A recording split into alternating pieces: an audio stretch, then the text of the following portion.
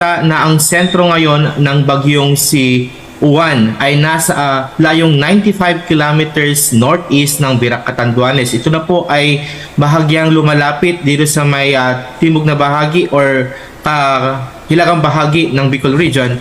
Samantalang napapanatili nito yung malakas na hangin na umaabot ng 185 kilometers per hour at yung pagbugso na umaabot ng up to 230 kilometers per hour.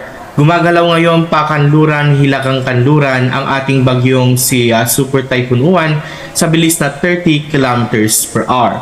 Sa ating latest na track at intensity forecast ng ating pong bagyo, mapapansin natin na bahagya itong lumalapit sa kalupaan ng Bicol Region patungo sa direksyon pa rin ng Central Luzon, patawid sa kalupaan ng gitnang Luzon at palabas dito sa may area ng Ilocos Region.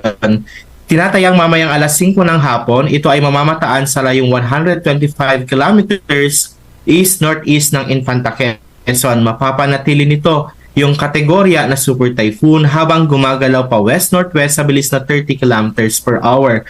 Bukas ng umaga ay nakatawid na ito sa kalakang bahagi ng southern portion nitong Cagayan Valley Region kasama na itong Central Luzon na nasa layo ng nasa coastal waters na ng San Fernando, La Union. Babantayan natin itong hapon hanggang bukas ng umaga kung saan yung pagdaan ng sentro ng bagyo ay pinakamalapit sa lambak ng Cagayan. Bahagya lang hihina yung ating pong bagyo habang dumadaan sa kalupaan.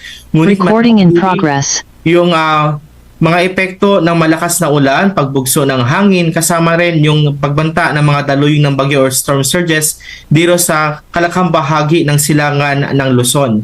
At base sa ating track intensity forecast, pagdating natin ng November 5 ng hapon, ito ay lalabas na at nasa karagatang bahagi ng ating pong kanluran ng Philippine Area of Responsibility, ngunit bahagya ulit ito na magre-recurve pabalik sa loob ng Philippine Area of Responsibility by Huwebes o Biyernes.